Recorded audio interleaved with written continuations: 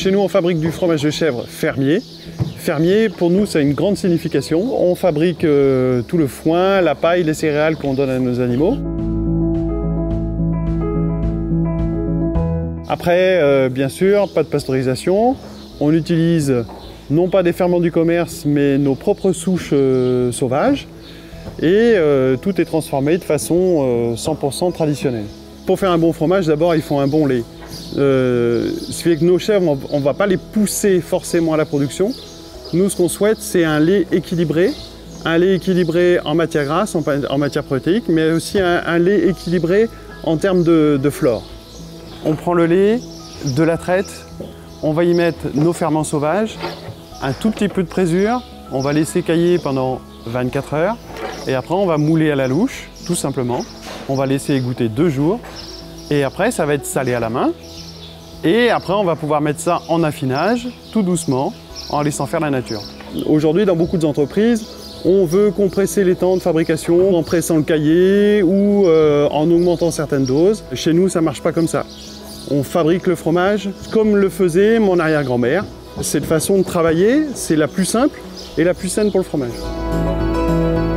La meilleure période pour du fromage de chèvre, c'est à partir du printemps, c'est-à-dire à partir de Pâques. Et tout l'été, c'est là où on a le meilleur lait.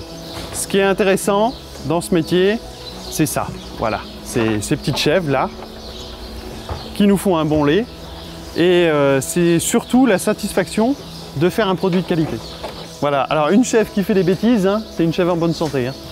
Vous voyez, c'est une chèvre comme ça, qui vient chercher les caresses, qui vous mord les doigts, ça va avoir l'œil taquin. Comme on dit chez nous, elle a l'œil chéti. Après, ce qui est amusant, c'est de les voir entre elles, parce que c'est une vraie petite société. Dedans, vous allez avoir celle qui vient chercher des câlins, celle qui fait des bêtises, celle qui va taper les autres. Quand on les passe en salle de traite, ce qui est amusant, c'est qu'il y a toujours la meneuse, celle qui est devant, qui va emmener les copines. Il y a toujours la traîne savate, hein, la petite dernière là.